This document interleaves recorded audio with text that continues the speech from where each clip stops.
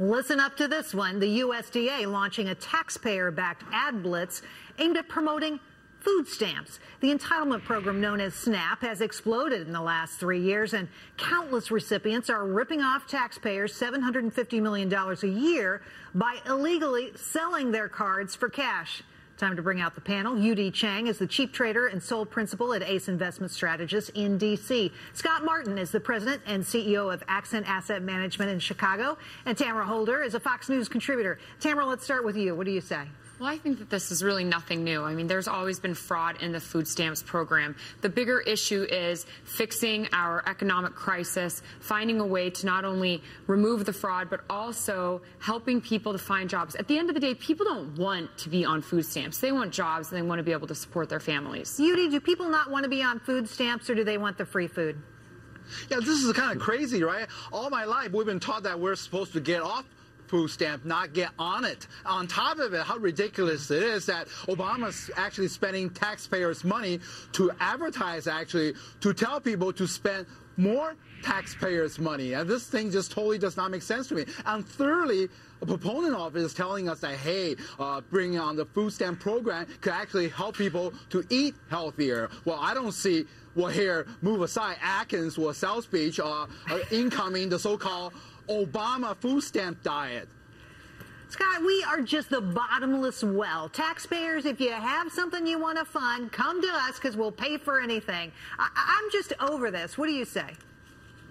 Totally over it, like I am over the chocolate chip cookies the other day, Jerry, because you're right. I mean, look at the numbers. You know, record amounts of people on food stamps, as Tamara indicated, record amounts of people fraudulently selling food stamps, so that doesn't shape up well.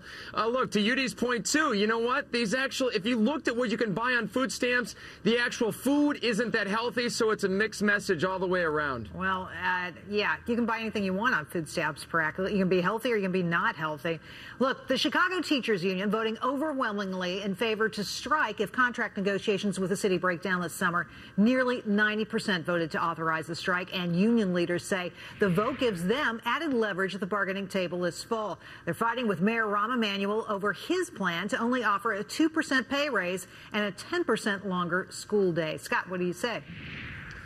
Yeah, you know, Jerry, this is kind of more of the same here. We've had this battle going on in Chicago for years now, and the new mayor and the new head of the schools here have had this problem going on, and they're trying to fight it. But here's the problem. You know, the unions to the teachers, you know, certainly after what happened to Scott Walker or in his favor in Wisconsin, have their backs against the wall. And so what they're trying to do is force these teachers into saying, guess what, strike or there's no other option. So, of course, people are going to sign up to strike because they have no other choice. Tamara, you're from Chicago. What do you say? Well, I just think it's really sad because this strike is supposed to take place like just a few days before school starts. So at the end of the day, the children are going to be suffering. You have about 50% of the kids whose only meal in Chicago is the meal that they receive at school. And there's only a 50% or less graduation rate with Chicago public schools. So how do we fix the union problem but make sure that our kids are educated? Very tough. Yu-Dee, what do you say? Yeah, absolutely so. I totally agree. You know, if you think about it, average Chicago public school teacher gets paid $53,000, and that's not including benefit. And also, by the time they get to 55, they can retire with a full salary. So, you know, think about, you know, working extra, being asked to work extra couple hours is really not that big a deal. This is another case, really, in my opinion, of the union bosses, again, holding the public hostage. Holding the public hostage. Well, here's another problem we got to solve. A controversial approach being made now on the housing crisis, that is, eminent domain. A mortgage company in San Francisco wants to use eminent domain to seize and restructure mortgages while keeping residents in their homes. Now, the government would take the title of the loan and pay the owner fair value with money from institutional investors rather than taxpayers. Yu-Dee, what do you think? Well, it totally doesn't make sense. If you think about it, I've heard this story before. So you're talking about condemning a mortgage, okay, which means subprime mortgage, and you're going to package it to sell into institutions. It sounds like CMO and CDO. So here we go again, the same thing. We have no accountability these days, and Jerry, and that is really a shame and a cry. The whole thing does not work. The only way it's going to work is going to maybe create some jobs. Create what job? Legal job is going to bring a lot of lawsuits for attorneys, paralegals, and law clerks. Seen it before. I don't know. I feel like this really hurts because I understand the point in making sure that people stay in their homes so the homes don't fall apart. That's a really good idea. But now people actually, they don't own their homes anymore. How does that make somebody feel? It takes away a lot of just a personal dignity. I think it's a bad idea and it's not going to work. Eminent domain. Are you kidding me, Scott? Jerry, it's pretty bad. I mean, this is just to use eminent domain to the nth degree. And, you know, to Yu-Dee's point, he's right. I mean, if you look at the FHA and how many mortgages they underwrite today, it's because a lot of private investors don't want to touch that stuff. So if you're going to indicate that people are going to come in and say, hey, we're going to buy that foreclosed home in Nowheresville, Arkansas, I don't buy it.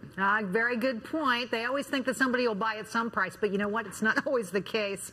All right, here's a critically important story I know you've been waiting for. California lawmakers crying foul on foie gras production, banning it altogether. The delicacy made from engorged duck and goose livers is under attack by animal activists who say force-feeding ducks and geese to enlarge the liver is mean and nasty and cruel. Tamara, what do you say? Well, this happened in Chicago a while back. There was a ban on foie gras. And I just feel like these bans on soda pops and foie gras and whatever else is just overstepping of government power. And that makes you want to order it all the more. Scott, what do you say?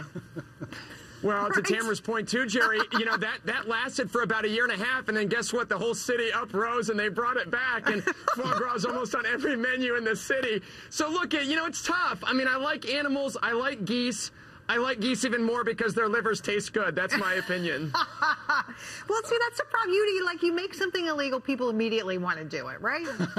That's absolutely true. You know, Jerry, and if you think about it also, you know, this foie gras thing, I mean, without that, you know, seriously, I could live with high energy prices, okay? And I could live with a jobless economy just because somebody says, well, you can't build a pipeline. So that's all fine. Now they're going overboard. No foie gras, so what am I supposed to watch on Iron Chef from now on? You know, no French delicacy battle, maybe the battle of chicken wings or pizzas. Oh, I can't live with that. This is where Yu-Dee draws the line right here at the foie gras. Okay, let's talk about Mickey for a minute. Families planning vacations to Disney World this summer face drastic price hikes on annual passes. I'm not kidding you here.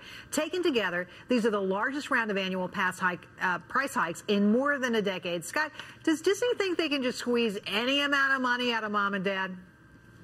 Well, they do, Jerry, because they can. I mean, if you look at Disney's numbers over the last couple of years, you know, it's kind of a self-created problem that we've all done for Disney because the demand is up, right? So this is a classic economic situation where they're raising prices because demand is rising. Look, if people don't buy this stuff, if they don't like it, prices will come down. Supply and demand, is that what you're saying to me? Tamara, what do you say? Well, I think that, you know, Disney's kind of lost their mind here because they're also doing advertising on healthy food for kids, and maybe that's related to, you know, they need to pay higher advertising prices, so they have to raise their ticket prices. I don't know, but at the end of the day, you do not want your screaming kid every summer begging you to take them to Disney World. So just send them off. It's like paying a tax almost, I think. Yu-Dee, what do you say? Have you taken the kids to Disney? Yeah, absolutely. I mean, I do that all the time. But, Jerry, you think about it, actually, business-wise, it's actually a pretty smart move. You know, their season tickets, actually, sales is up about 20%. So this is a great time to increase the price. Public relations-wise, it's a very bad move. But like Scott says, it's basically a supply-demand. Let the free market decide. Plus, if you don't like Disney World, you can always go to Wally World. Or a bunch of other places, too, I guess. All right, Yu-Dee, Scott, and Tamara, thanks. Great job, everybody. You guys did a fantastic job. A real pleasure having you on. All right, with Disney deciding to raise their ticket prices, there are other amusement parks, as Yu-Dee was saying out there. In tonight's top 5, the highest rated ones, according to USA Travel Guide. Number 5 in Disneyland, California. This Anaheim park gets more than 14 million guests every year. And number 4, Shitterbomb. No. Shooterbomb. Schlitter. We got that wrong. It's Schlitterbahn in Texas. Sorry, you Texans out there. I got that all wrong. All right, to make the list, features more than 40 rides and 17 water slides. Schlitterbahn. Number 3, Kings Island in Ohio. I know that well. This humongous park boasts over 80 rides and attractions, including the Beast, the world's longest wooden roller coaster. And number 2, Walt Disney World in Florida, which needs no explanation. And the number 1 amusement park in the U.S., it's Cedar Point in Ohio, people. Ohioans like a good time. There are 17 roller coasters in the park, the most on any Earth. Schlitterbahn, Schlitterbahn, Schlitterbahn, people in Texas. I can say it. All right, counterfeit goods are becoming a growing problem in the country, and now your health may be at risk. Up next, how to spot what's real and what's not.